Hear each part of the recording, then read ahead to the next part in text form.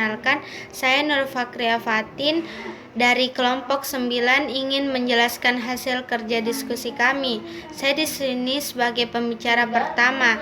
Yang akan kami paparkan adalah materi tentang gaya kepemimpinan. Gaya kepemimpinan yaitu gaya atau style yang menjadi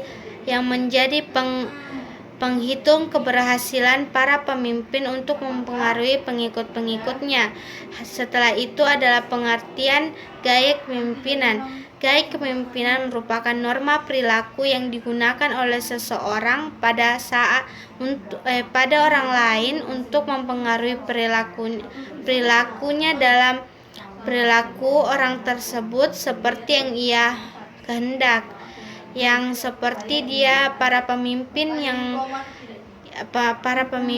yang mengharuskan anak buahnya melakukan pekerjaan, ya seperti itu.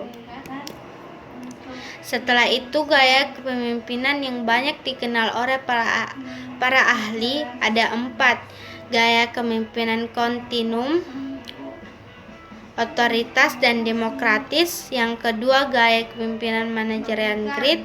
Yang ketiga, gaya 3 dimensi dari Raidan. Yang keempat, gaya 4 sistem dari Likert. Yang pertama yaitu gaya kontinum, otoritas dan demokratis. Di sini gaya kepemimpinan otoraktis dipandang sebagai gaya yang berdasarkan atas kekuatan posisi dan penggunaan otoritas. Dan yang kedua itu pengertian selanjutnya, gaya kepemimpinan demokratis dikaitkan dengan kekuatan personal yang diikutsertakan oleh para pengikut dalam proses pemecahan atau pengambilan keputusan. Selanjutnya saya akan menjelaskan tentang gaya 3 dimensi. Gaya 3 dimensi ini dicetuskan oleh William J. Raidan, seorang profesor dan konsultan dari Kanada yang menambahkan 3 dimensi tersebut sebagai efektivitas dalam modelnya.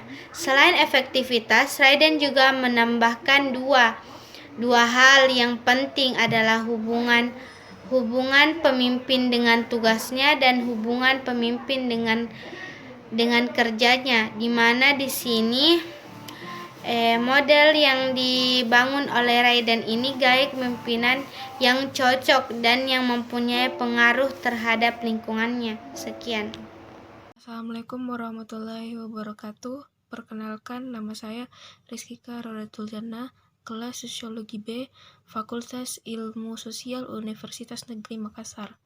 Di sini saya akan membawakan materi tentang gaya kepemimpinan yang dibawakan oleh kelompok 9. Dan materi saya untuk tersendiri adalah gaya managerial grade. Gaya managerial grade itu sendiri adalah salah satu usaha yang terkenal dalam rangka mengidentifikasi gaya kepemimpinan yang diterapkan dalam manajemen. Kalau materi kedua saya adalah gaya 3 dimensi. Gaya 3 dimensi itu sendiri adalah gaya kepemimpinan yang secara rangkum berhubungan dengan efektivitas yang dimana selalu dipulangkan oleh 2 hal, yaitu gaya kepemimpinan yang hubungannya kerja keras dan saling bekerja sama, sehingga dalam metode ini itu cocok dengan gaya kepemimpinan dan lingkungannya itu sendiri. Sekian dari materi saya. Assalamualaikum warahmatullahi wabarakatuh. Assalamualaikum warahmatullahi wabarakatuh. Saya Nuritsani Ahdatika akan menjelaskan tentang gaya kepemimpinan situasional.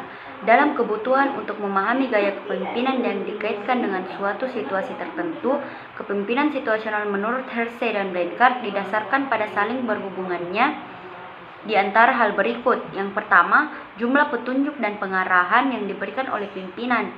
Yang kedua, jumlah dukungan sosio-emosional yang diberikan oleh pimpinan.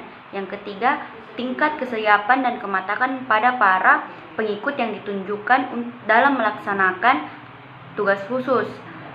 Konsep ini dikembangkan untuk membantu orang menjalankan kepemimpinan dengan tanpa memperhatikan peranannya yang lebih efektif di dalam interaksinya.